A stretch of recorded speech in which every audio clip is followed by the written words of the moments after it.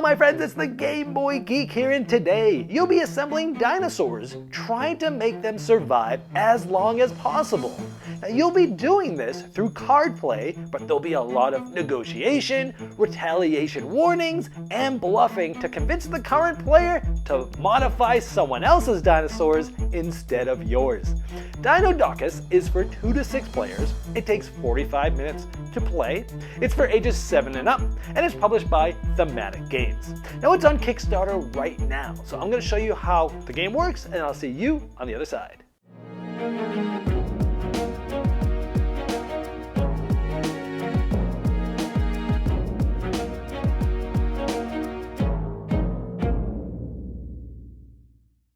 This is a Kickstarter preview, so all the art and components you see here are prototypes. You're going to want to check the Kickstarter link in the description of this video to see all the final art and components. Each player is going to start with their own dinosaur, and the dinosaur has different parts. You'll always have a head, in this case it's green, so it's an herbivore. You'll always have some anterior legs, some posterior legs, and a tail.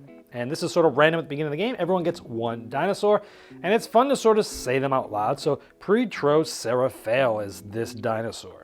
Now each card actually has some information about that part of the dinosaur, like in this case uses its tail as a whip, and they all have different things that it says it does for thematic purposes in real life science. Now there's other numbers on here. These are your attack values. This one has an attack of 2. It's an herbivore, so it's pretty friendly. And then we have a defensive value, 2, 3, and 4. So we have a 4 defense and 2 attack. The better of those two, which is defense, 4, is known as your strength, and that's going to be important when you're trying to get food and do different things with other players' dinosaurs. Now you can play up to 6 players. We have 2 other players here that have their own dinosaurs, another herbivore, Stylotroris, and this one is a carnivore. They're going to eat other dinosaurs, and this is Tyrannosaurus. Cool. So what you're trying to do is create dinosaurs, keep them alive as long as you can, and continue to feed them each round, and you'll get more and more cards that will help you score. Now, turns go clockwise, and each turn you go through 3 different phases: incubation, hatching and mutation, and natural selection. Now in incubation, you can discard any amount of cards you have in your hand and then draw back up to 5 cards. So you're going to have a hand of cards that you're going to, basically have some strategy with and what to do with. Now, when discarding cards, each of these will have a discard pile, and when drawing cards, you can draw any type of card you want. Let's draw a head, and then maybe let's draw a tail, and you can see what that card is before you decide where to draw next to, but you'll have up to 5 cards in your hand. Now, at this beginning step in your turn, in incubation, if for some reason you didn't have a dinosaur because it had been extinct, you would actually get a random one to start with, just like we do here, and then you'd continue the draw step. Then you're going to go to the hatching and mutation, where you're going to have a couple of options. You're going to be playing cards from your hand. You can create another dinosaur. You can have multiple dinosaurs. So if I wanted to lay down another dinosaur, you could do so. Remember, you have 5 cards in your hand. You only need 4 if you have the right parts. You always need to have the head, the anterior, the posterior, and a tail. But maybe you have enough to make a full dinosaur there. Another option, in addition to or on its own, you can modify dinosaurs. You can modify your own dinosaurs, or you can do it to other players. So this is an opponent's herbivore, and you can modify their dinosaur, but it has to be the same type. For example, this tail can only replace this tail, and hey, this one has a pretty strong tail. I want to try to replace that, let's say, with this, which doesn't have any strength or defense, and so you could do that.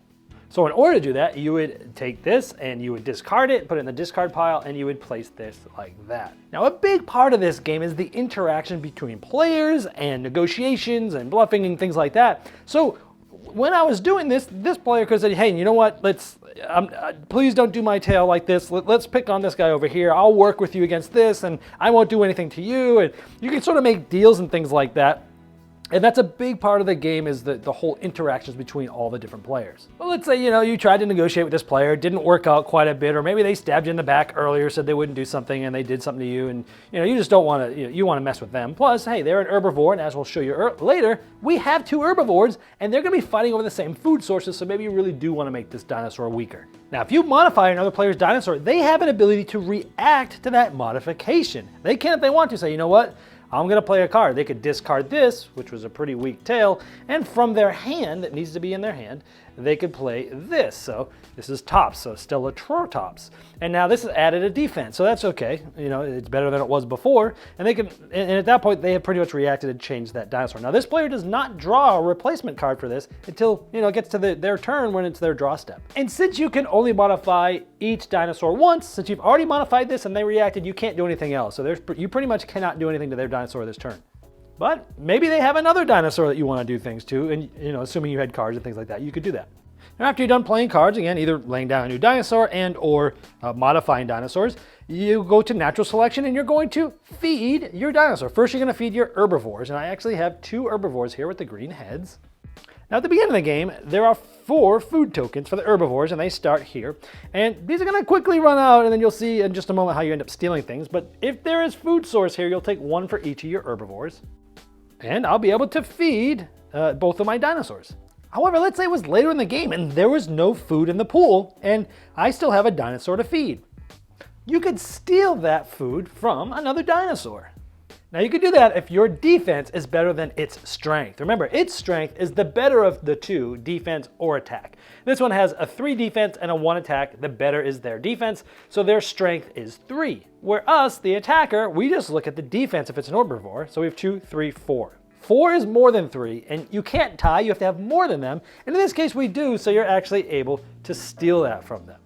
Now, after you fed your herbivores, if you had a carnivore, you'd do that too. So let's say we did have a carnivore, we would try to feed it, and it's gonna eat other dinosaurs, and we look at its attack. Let's say we have 1, 2, 3, 4, 5, 6, 7, 8. That's a strong dinosaur. Now, we could eat this opponent's, because look at this. It has an attack of 3, 4, 5. Its defense is 2 and 1, and so its strength is the better. So it's 5, but we have more than that. And so if we wanted to, we would be able to eat this dinosaur. Or let's just say in this round, this player had this herbivore and it actually already had food from a previous turn.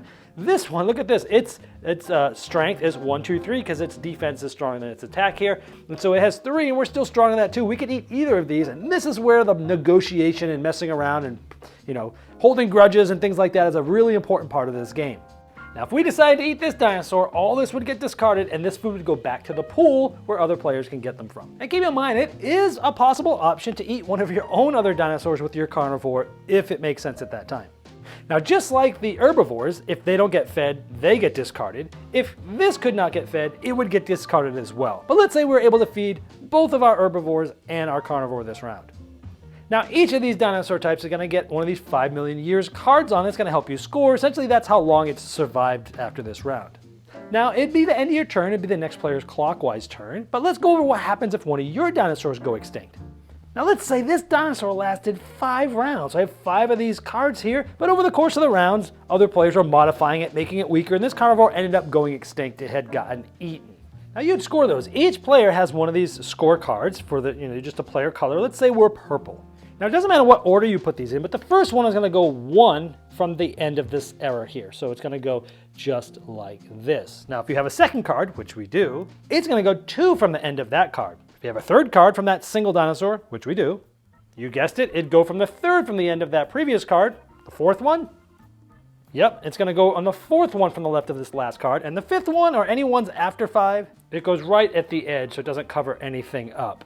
Now again, if later on you score another dinosaur that just has 1, it's going to go essentially like this because it's only going to go 1. So you start that sort of over again if you were to get, a new dinosaur that was extinct. And this is the most important because at the end of the game, whoever has the longest time track is going to be the winner of the game. And that end of the game happens when the last player has taken the last 5 million years card. And when that happens, the game's going to end and players can take their time cards next to any of the dinosaurs that they have and put them in the timeline using normal rules, and with the longest track is going to win. Well, there you have Dinodocus, and as I showed in the overview, it's a card-driven game built on player interaction, negotiation, and bluffing. Now, if you'd like to see the final art and components and all the different pledge levels available, you can click the link below me right in the description of this video. Now, that's going to take you directly to the Kickstarter project page, and I'm sure the fine folks at Thematic Games would love your support.